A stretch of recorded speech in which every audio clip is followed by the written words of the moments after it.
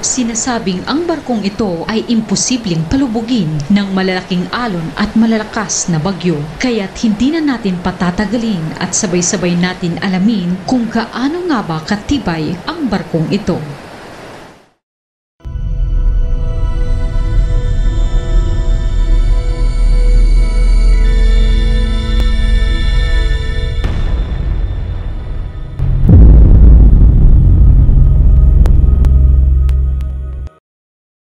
Mga bilang ng barko at sasakyang pandagat na lumubog o nawala sa karagatan sa nakalipas na 10 taon ay umabot ng mahigit 800 ayon sa datos ng Statista.com. Ang pagkawala o paglubog ng mga barko at iba pang sasakyang pandagat ay maaaring dahil sa aksidente tulad ng banggaan, kondisyon ng barko at kalikasan. Pero may natatanging sasakyang pandagat ang sinasabing halos imposibleng palubugin. Ito ay walang iba kundi ang aircraft carriers. Ang mga aircraft carrier ay isa sa pinakamakapangyarihang uri ng barko sa mundo ng militar at ang ilan nga sa mga tanyag na aircraft carriers ay ang USS Nimitz, isang kilalang aircraft carrier ng United States Navy. Ito ang naging pangunahing barko noong Cold War na kasalukuyang naka-dry dock na at papalitan ng mas modernong USS Gerald R. Ford. Hindi rin nagpapahuli ang HMS Queen Elizabeth, ang pinakamalaking aircraft carrier sa kasaysayan ng Royal Navy ng United Kingdom. Ito ay kilala sa pagkakaroon ng mga sasakyang panghimpapawid tulad ng F-35B Lightning II, ang INS Vikramaditya ng India at Liaoning ng China.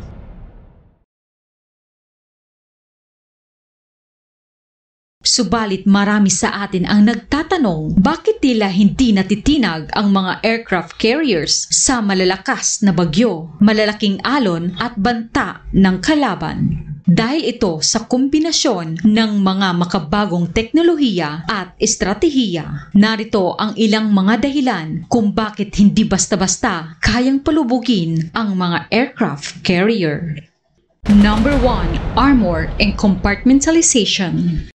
Ang kapal ng hull o katawan ng isang aircraft carrier ay may average thickness na aabot ng 6 na metro na gawa sa high-density steel plates. Para mas maunawaan natin ang hull ng Titanic ay aabot lang ang kapal ng 3.5 centimeters at ang modernong pampasaherong barko ay aabot lang ang kapal ng hull ng 1.9 centimeters. Ang mga aircraft carrier ay binuo na may serye ng mga watertight compartments para sa oras na mapinsala ang barko. Ang mga compartments na ito ay maaaring isarado upang pigilin ang pagkalat ng tubig sa buong barko. Nakakatulong ito sa pagpapanatili ng buoyancy kahit ang isang bahagi ay may pinsala o pinasok na ng tubig.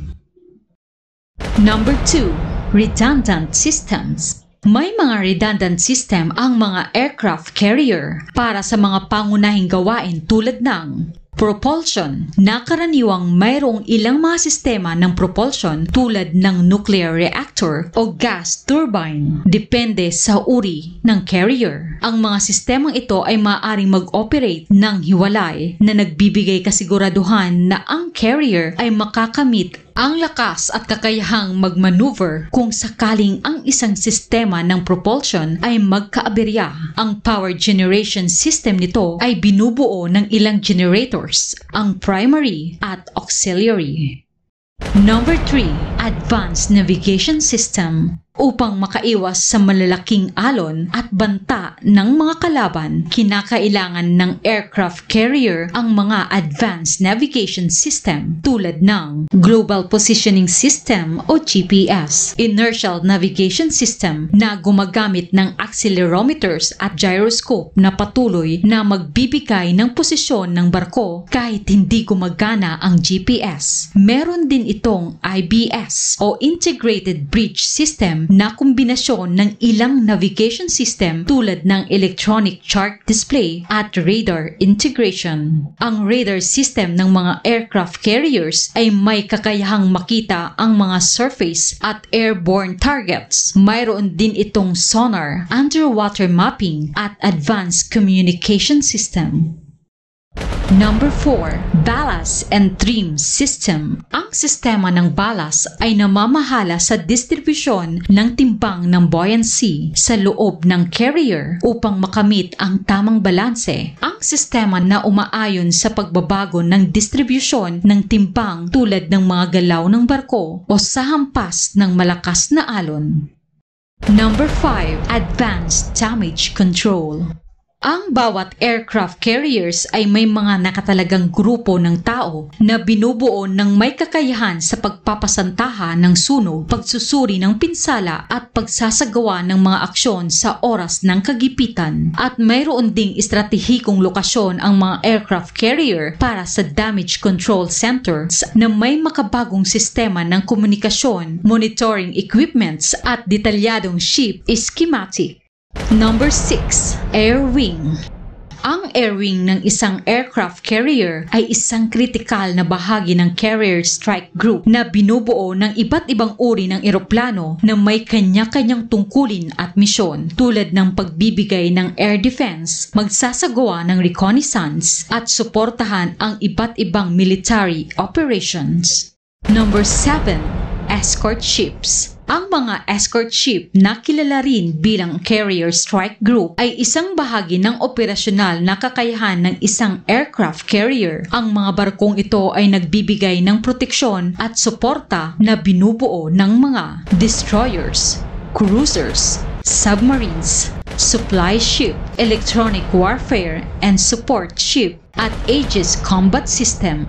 Number 8, electronic warfare. Ang kakayahan ng electronic warfare ay isang mahalagang bahagi ng depensa at opensa ng isang aircraft carrier. Ang mga sistemang ito ay dinisenyo upang ma-detect, ma-disrupt at ma-counteract ang electronic system, communication at sensors ng kalaban.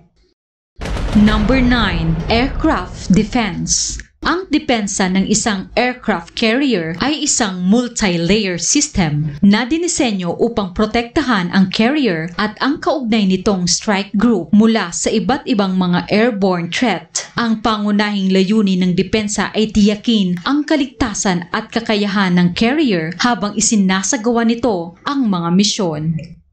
Number 10, maintenance and trainings. Hindi nagwawakas ang pagsusumikap sa kaligtasan ng mga aircraft carrier sa pagtatapos ng pagtatrabaho sa dry dock. Regular na maintenance at pag-aaral ang isinasagawa upang matiyak ang kanilang kalagayan sa paglipas ng panahon. Ito ay nagiging mahalaga upang masigurado na ang mga kagamitan ay laging nasa ayos na kondisyon at handa para sa anumang panganib. Sa kabuuan, ang mga aircraft carriers ay hindi ganap na immune sa mga bagyo, malalaking alon o banta ng kalaban, ngunit ang mga pagsusuri at pag-aaral ng teknolohiya at estratehiya na ito ay nagpapakita ng kanilang kahalagahan at kakayahan na mapanatili ang kaligtasan ng mga tauhan at ng buong barko. Bukod dito, ang maingat na paghahanda at pag-aaral ng kalikasan ay nagbibigay daan sa mga aircraft carrier na makaiwas sa mga panganib at mapanatili ang kanilang operasyon sa kabila ng masamang panahon.